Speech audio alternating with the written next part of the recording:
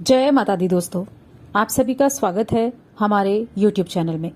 दोस्तों, आज की इस वीडियो में हम बात करेंगे अगस्त माह 2022 के पहले सप्ताह के सिंह राशि फल के बारे में।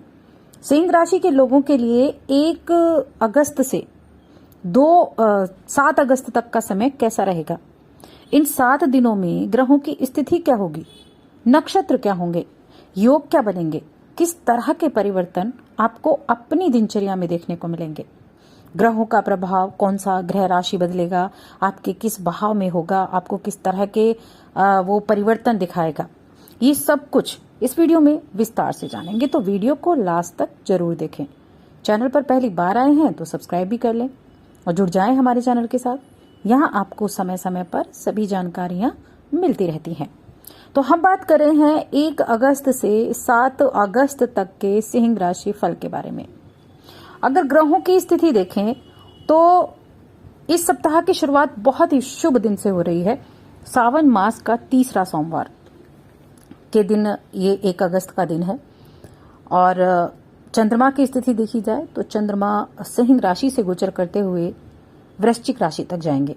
सिंह, कन्या, तुला और वृश्चिक, ये 4 भाव चंद्रमा की वजह से सक्रिय रहेंगे और इसी के अनुसार आपकी दिनचर्या में भी परिवर्तन होंगे। इसके अलावा जो बाकी ग्रहों की स्थिति है उसका भी प्रभाव होगा। अब जो इस सप्ताह में योग बनेंगे वो भी प्रभावशाली होंगे। इस सप्ताह में 2 ग्रहों का राशि परिवर्तन भी है। पहला राशि परिवर्तन अगस्त के पहले दिन 1 अगस्त को है। इस दिन बुध का राशि परिवर्तन होगा और बुध जो है सूर्य की राशि सिंह राशि में प्रवेश करेंगे। दूसरा जो राशि परिवर्तन है वो शुक्र का है।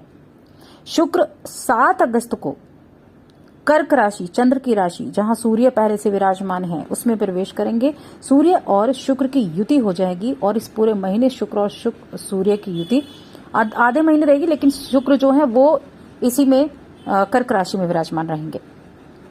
तो ये कुछ ग्रहों की स्थितियां हैं। इसके अलावा और भी कई शुभ तिथियां होंगी, जैसे सोमवार है और फिर 2 अगस्त को मंगला गौरी व्रत भी है और उसके बाद पहले ही दिन विनायक चतुर्थी भी है। तो ये कई तरह के ऐसे शुभ तिथियां भी होंगे। तो चलिए अब हम विस्तार से जानेंगे कि किस किस तरह के प्रभाव आपको देखने को मिलेंगे। तो देखिए, सिंह राशि के जातकों को इस सप्ताह में चंद्रमा आपके प्रथम भाव में होंगे पहले दिन से। तो एक तो आपको अपने विश्वास को बनाए रखना है। किसी भी काम को आप करते हैं तो अपने विश्वास को डगमगाना नहीं है, अपने विश्वास को रखना है, मतलब विश्वास की कमी नहीं होने देना है। जब आपका स्वयं पर विश्वास होगा तो आपकी असली बहादुरी की पहचान वही होगी और आप चीजों को अच्छी तरह से जानेंगे और अपने काम पर भी अच्छी तरह से फोकस कर पाएंगे। क्योंकि ये बात शायद आप भी अच्छी तरह से समझते हैं कि व्यक्ति अपने बल पर ही सारे काम कर सकता है, अपने बल पर ही अपनी हर तरह की परेशानियों से मुक्ति पा सकता है और यही चीज आपको दिखानी है। सप्ताह के मध्य में चंद्रमा आपके द्वितीय भाव में आ जाएंगे, धन भाव में, जो कि कन्या राशि होगी। धन भाव में चंद्रमा की स्थिति आपके कार्यस्थल पर बड़े अच्छे रिजल्ट देगी। आपके ऑफिस में, आपके कारोबार में अच्छे रिजल्ट आपको देगी। लेकिन यहां भी जल्दबाजी में कोई कार्य नहीं करना है, कामों को सोच समझ कर करना है, हर कार्य को ठीक तरीके से करना है। बस एक छोटा सा ये चीज आपको ध्यान रखना होगा।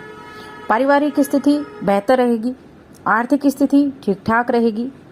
अगर परिवार में किसी तरह की कलह चल रही थी तो इस सप्ताह में आप उस कलह को दूर कर पाएंगे। अपनी पारिवारिक स्थिति को बेहतर करने की तरफ ज्यादा ध्यान देंगे। और चंद्रमा जब आपके तृतीय भाव में होंगे कन्या राशि में, तब आपके माता पिता को आपके ऊपर गर्व होगा, ऐसे कुछ कार्य होंगे। साथ ही वो आपकी समझदारी देखकर आप पर अपना प्रेम लुटाते हुए दिखाई देंगे। आपकी एक कमजोरी है कि अक्सर हर किसी पर जरूरत से ज्यादा भरोसा कर लेते हैं, जो आपको कई तरह की परेशानियां भी दे देता है, आपकी परिस्थितियों में बदलाव भी लेकर आ जाता है। तो बस अपनी इस चीज को थोड़ा सा आपको कंट्रोल करना होगा कि दूसरों पर ज्यादा भरोसा ना दिखाएं, इतना भरोसा ना दिखाएं कि अपनी चीजें, अपना काम उसी पर छोड़ दें। इस चीज को बस थोड़ा सा समझ लीजिए आप। अगर आप सरकारी नौकरी करते हैं, सरकारी नौकरी से आप जुड़े हुए हैं, तो इस सप्ताह में आपको पदोन्नति हो सकती है, वेतन वृद्धि हो सकती है। उसके साथ साथ मनचाहा स्थानांतरण, मनचाहा कोई बदलाव भी आपको देखने को मिल सकता है, जो न केवल आपको पॉजिटिव करेगा बल्कि आपको अपने लक्ष्य की तरफ प्रेरित भी करेगा। इस पूरे सप्ताह बुध देव आपके प्रथम भाव में रहेंगे, क्योंकि आप ही की लगन में 1 अगस्त को बुध का राशि परिवर्तन होगा और बुध का आपकी लगन में बैठना आपकी बुद्धि को प्रखर बनाएगा।